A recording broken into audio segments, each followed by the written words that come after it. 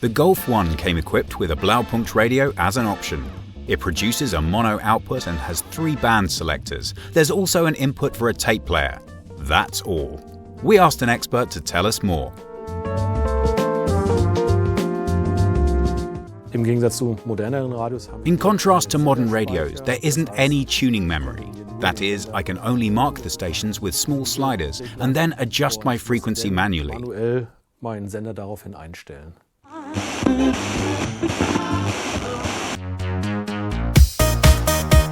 The Golf 2 saw the arrival of the Volkswagen Gamma radio. It was much more user-friendly and was available with different options.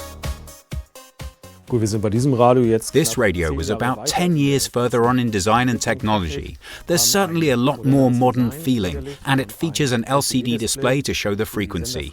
Not yet station names like modern radios, just the FM frequency.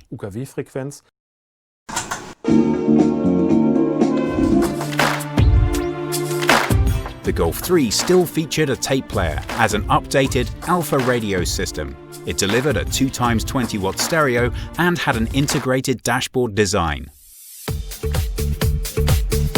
The Golf 4 took a great leap forward. For the first time, you could get navigation integrated into the system as an option. The RCD 300 in the Golf 5 features a CD drive. The cassette player has disappeared, marking the beginning of the multimedia infotainment system. When you look at how far the radio has come from analog to digital, you really get a sense of just how far cars have progressed. The radio in the Golf 6 has transformed into what we would now recognize as a modern multimedia navigation device. It has a touchscreen, and the CD drive has been replaced with one that reads DVDs as well.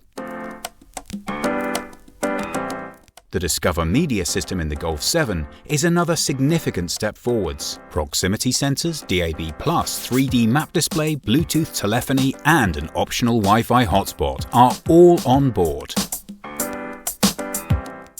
In November 2016, gesture control for the infotainment system premiered in the Golf. The Golf remains the technological leader of its class, and, of course, the current Golf still features a radio.